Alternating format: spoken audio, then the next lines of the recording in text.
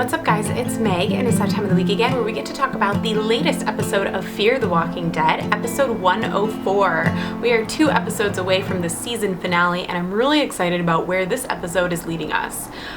What did you guys think of the episode last night? Quite frankly, I thought the first half of it, really the majority of it, was slow. There were definitely spots in the episode that really piqued my interest and that I really enjoyed, but a lot of the home scenes where Madison was getting angry at Travis, I get her frustration, and I kind of get where it's all coming from, but at the same time, I feel like there's other ways for us to see that, where we don't have to see so much of the home life and what's going on. There was also a significant time jump in this episode from where we were last episode. And while I see the necessity of it to move things along and to move the story along, considering we only have 6 episodes in the entire first season, I still wasn't exactly happy about it. But let's start at the beginning. The episode opens up where everything seems normal. Everybody's like doing normal things. We have Nick relaxing in the sun in the swimming pool. We have Travis going for a run, and the only thing that really gives us a clue that we're not having a dream is the fact that Liza is tending to Griselda's foot, her broken foot. And then we see, not Nick, Chris up on the rooftop, and he's giving a commentary. He's vlogging.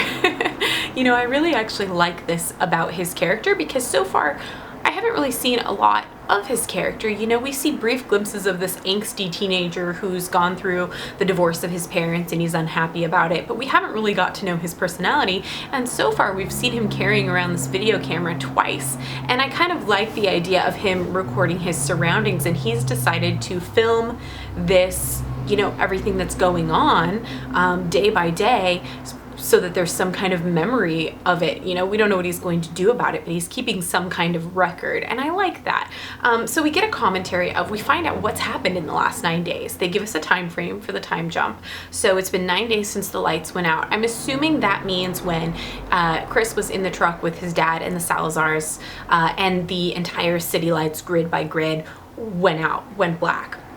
So we know that at least a day before that, things were starting to go weird. And then, you know, even before that, there were radio announcements saying that there were police shootings were higher than normal, that kind of thing. So things were building up, but really everything happened at that day 1 of the 9 days. And then everything sort of started tumbling downhill. Now we're at day 9, and we hear from Chris that the military has set up this safe zone. It's one of 12 safe zones in the surrounding area. And they've put up this huge fence. I mean, we don't even really know how big it is, but it's a very big fence where people can walk around, and the military is not always seeing what they're doing if they're not right there. And then we hear from the captain, I guess we'll call him the captain of the military that's in charge of this particular safe zone, saying that they are infection-free for 6 miles outside of the safe zone. Now, whether or not this is actually true is yet to be seen. We do know that the military is covering up quite a bit here of what's actually going on. So essentially, they've locked all of the community members here inside this fence, and they're quarantining them. They're not allowing anyone to go outside of the fence. They're doing mandatory health screenings. They're bringing in food packages and rations. They're not bringing in medicine, and we're still lacking electricity for the most part. There's no phones, no cell phone towers, no landlines, and they're still going without quite a bit. But the community seems to, I mean, they're doing semi-normal things. They're going about their business. The captain of the military is reading an announcement where it seems like things are going to start getting better. But then he throws in this comment at the end, "Be nice to each other so I don't have to shoot you," and he chuckles. And there's just something about that was like, he's not joking, you guys, and I hope you realize this, that this is not a joke. He thinks it's funny, and the reason he thinks it's funny is because he knows what's happened right outside the safe zone, which Madison later finds out as well. So Chris also tells us that the military has told them that there is no one alive outside of these safe zones. So absolutely everyone is either dead or has been taken away in trucks to a different quarantine zone or medical facility or something like that. He said the last of the survivors were taken away 4 days ago on trucks. So supposedly there is no one left alive anywhere. And to me, that seems a little far-fetched, especially for everyone to be within 9 days, everything has fallen. I mean, the population of LA is huge, huge. So you're telling me that there's only 12 of these safe zone communities. And the communities, while they appear to be, they're not super small, like 3-block radius, they're also not huge enough for 12 communities to fit the entire population of LA. So we're assuming that so many people have been killed off that there's literally nobody left alive. I mean, it's a little weird to me. And I feel like these citizens here should be questioning, well, what has happened? What exactly has happened that has killed off so many people, that has made it so every citizen in LA can fit into 12 safe zones that are only as big as this one? I mean, I don't know. It's weird. Let me know what you guys think about that in the comments and we can discuss it further there. Moving right along, we see that this episode is more of Travis and Madison this time. And Travis is, he's blindly following the military, and he has faith in the military, and he thinks everything's gonna go great, things are gonna be back to normal. He's out for a jog, he's making friends with the military guys, he's making friends with everyone else. The captain even calls him the mayor, jokingly, at some point. And Madison, in the meantime, is getting more and more skeptical of the situation. She's also a little bit frustrated because she is trying to run this household while Travis is off making friends, and having Liza in the house is definitely a source of conflict for her. They don't like each other. And even in the midst of an apocalypse, I mean, you don't just forget the history that you have. And we don't know when Travis and Madison met. Did they meet before Liza and Travis got divorced? I mean, we don't know that conflict there, but it's very obvious that the two women don't like each other. And I mean, either way, even if nothing happened between them, it's still kind of, my husband left me for you, or, oh, you're the other woman, that kind of thing. So there's definitely a little bit of that there. And we see her bring up the fact that Liza is nowhere to be found. And then she quickly says, that's not what this is about. This is about you. And it really, what the episode is about is, sorry, I thought I heard a siren out there. There's a lot of traffic outside. I'm really sorry for the background noise. It made me lose my train of thought there for a minute. The main source of conflict in this episode is really between Madison and Travis. Madison is questioning the military and she's not believing everything she's told, and Travis is blindly following everything they say and believing it, and she's frustrated at that. And they have a conversation a little bit later, which I'm not quite there yet in my review, but I suppose we can talk about it now, where they've just gotten out of the car, and Travis asks Madison, what's wrong? And she starts to say something else, and he's like, no, what's wrong with you? She says, it's 9 days, what have they done? They promised medicine, doctors, electricity, information, where is it? Don't you wonder why they can't get a landline? Maybe they don't want the phones to work, and that's the key point here. A good reason for them to not want the phones to work is because they don't want the fear to spread amongst the people. They don't want these people to know what's going on outside of the safe zone. And it is a very good observation for Madison to realize that this is a possibility. And she starts thinking about this because Chris, when he's up on the roof, he sees a flashing light up on the hillside, quite a ways away from where he is, but he was recording his montage, and he sees this signal, and it's much like an SOS signal. I think they were doing like one long flash, two short flashes. Correct me if I'm wrong, but I'm pretty sure some form of that is an SOS call. And he starts trying to do it back, and he's convinced that someone is alive up there. Well, his dad, of course, brushes him off, and he goes to show Madison, and while she's trying to brush him off, she does watch the video, and she definitely notices something. She later goes up on the roof herself when she starts questioning the military more, and she does the flashing with a flashlight as well, and she sees it too. So that's what prompts her to go outside of the fence, which we will talk about in a minute. Meanwhile, Nick is in the pool totally pretending like he is completely healed of his addiction. And I'm just gonna say, I was a little bit like, what? It's been 9 days and they're just gonna be like, oh, he's not addicted anymore, he's not suffering, he doesn't need any medication whatsoever, like he's not being pulled to do any kind of drugs. I just felt like that was really weird, and I'm glad that they didn't leave it at that, because then we see him do the most selfish, disgusting thing, and I was so pissed off at him. There is a neighbor next door in bed, you know, bedridden, in pain, barely hanging on, critical condition, and he is freaking under the bed siphoning the drugs, the morphine drugs. Ugh. And it was just, it's the same thing of when Nick was in the car with Madison and he was pissed that his mom gave Griselda the meds. And I mean, she's in so much more pain than he could ever be in, but he is so blinded by his desire and his need for the drugs, you know, his addiction, that he can't even see how selfish he's being. So we find out that he is not healed of his addiction whatsoever. In fact, he's probably worse off than he was before, because I don't know. It's just obviously Madison is not watching him as well as she thought. And for her to just be like, oh, he's healed already, he's not taking his pill, I feel like she should have been a little more suspicious. Obviously, it's not going to go away that easy.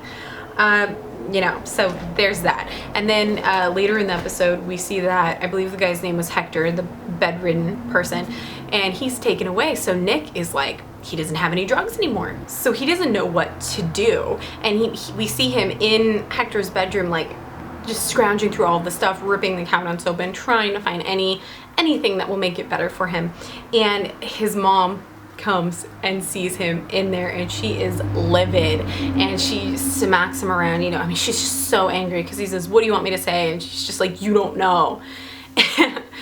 It was kind of heartbreaking to see it, because she was just so enraged by everything, that he could be this selfish and unwilling to change with everything that's going on. And we really feel that pain in both of them, because then he's in the corner like, what just happened? I get the feeling that she's probably, you know, being a psychologist, she's probably never spanked her children ever. I just get that feeling from her that she's not a physical person like that. So in being a psychologist, you know, I think you tend to realize that spanking and hitting, that's, you know, got a negative influence on kids. And so being that is her job and her career, I highly doubt she's ever even really spanked them. I just can't see her doing that. And so for him, it was really shocking to see her do that, and it was hurtful to him. And later in the episode, when he's hugging Alicia, we see just how much that really affected him. And I'm really hoping that this is his turning point, like it's his wake-up call. This cannot go on anymore. It's affecting everyone else, and this is not the time to be addicted to something during the apocalypse. So like I said, Chris shows Madison the video of the flashing light up in the building, and she, you know, as much as she wants to dismiss it, she does see it. And so if we see her go up to the roof, she tries using a flashlight. Sorry, there's somebody driving by. She tries using a flashlight to signal these people, and she gets a signal back. So later that prompts her to go outside of the fence and she gets wire cutters, whatever that thing is, and she cuts a hole in the fence, and she goes exploring, and she sees just how deserted it is, just how everything's burnt, and just there's nobody around. And then she comes up this block up to the street, and she just smells this horrible smell, and it's all the dead bodies. I'm talking, there's at least, when I watched the preview, there were at least 12 bodies that I could count, all in this one area. And so while some seem to maybe have been infected, quite a few of them just seem to be citizens either defending themselves or trying to leave that were gunned down and shot just like the infected would be. So Madison, she sees the military coming, she's hiding under the car, and she's looking at this woman, and then she's looking at the guy, and she realizes this. And so when she makes it back home, Daniel is in the living room, and Daniel says, "Where did you go? Where have you been?" Something like that. And she says, "Outside the fence." And he says, "Tell me what you saw." And she tells him, you know, that she saw not only the infected, but also regular people that were killed just like the infected. And he tells her a story. And so now we come to realize just how skeptical of the military and police he really is, because he's had this experience as a child that was very horrible and traumatizing. And he says that, well, you guys heard it, but he says that when he was little, some military government people came and took away some people in his community. And when his father asked, you know, when are they coming back? The military people said they always come back. Well, then Daniel, as a boy, is fishing in this river and all of a sudden is surrounded by bodies of people that he knew, of community members. Can you imagine how traumatizing that would be for a child to see all of that and potentially recognize people and they're just in the river surrounding you? I mean, it's horrible. So towards the end of the episode, when we find out, so backtrack a little bit, Liza has been lying about being a nurse. We know she's in nursing school, but she's been telling people in the community here in the safe zone that she's a nurse in order to try and help people, to gain their trust so she can help people. And she's helped people quite a bit. But we see the real doctor come in, and she knows that Liza's not an actual doctor, and this woman is very manipulative, but she seems nice, and she is, you know, Liza is showing her every person that she's taking care of and that kind of thing, thinking she's helping. I mean, she's really thinking that she's helping, this doctor is here to help. So she tells the lady about Griselda, and she tells the lady about Nick, which ends up being a terrible thing. So the lady knows, and we don't see her say it out loud, but she knows that Nick is still addicted, is still on drugs. Later that night, this is where it gets good, and I kind of wish that the episode hadn't ended here, because this entire long episode was building up to this point, and this is what I want to see. I want to see the military start to really go bad and for other people to realize that these are not good guys anymore. So they come in and they take Griselda and they forcibly, violently take Nick, much to the dismay of Madison and everyone else. Daniel is not allowed to go, and he's upset, although we see him just back off real easily.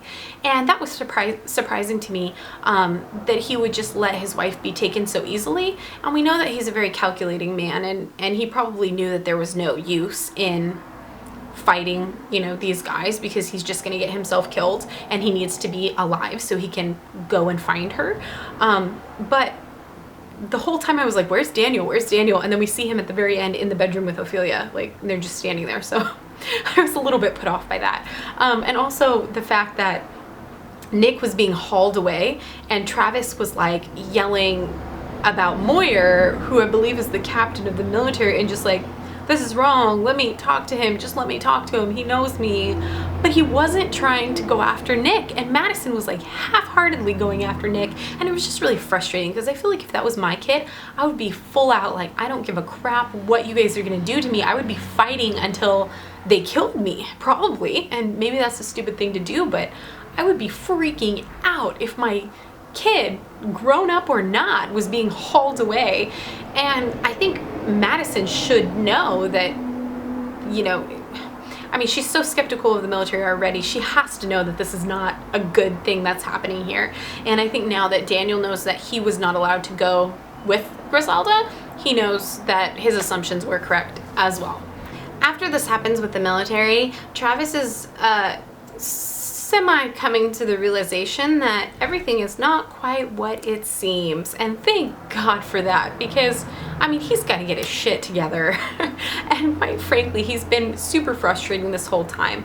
And yeah, there are people out there that trust the military, so his character is very believable to me, having this blind faith in the government.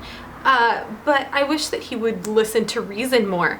And so by the end of this episode, we see that he is having a realization, that he's very like conflicted about what just happened, and he goes out and he goes up to the rooftop, and he's thinking about Chris and what Chris said, and he goes up to the rooftop to get away from it, because everyone's gone to their different places. Madison's in the car crying her eyes out, Alicia's under the covers really upset, you know, everybody's doing their own thing. So he's up on the roof and he sees the flashing SOS light, and he's like, oh, you see him like lean forward and is like, oh, and then immediately afterwards we hear bang, bang, bang, flash, flash, flash of the military killing whoever was sending the SOS signal. Because then you see Travis, like, he just like freaks a little bit where he's like, oh, what just happened?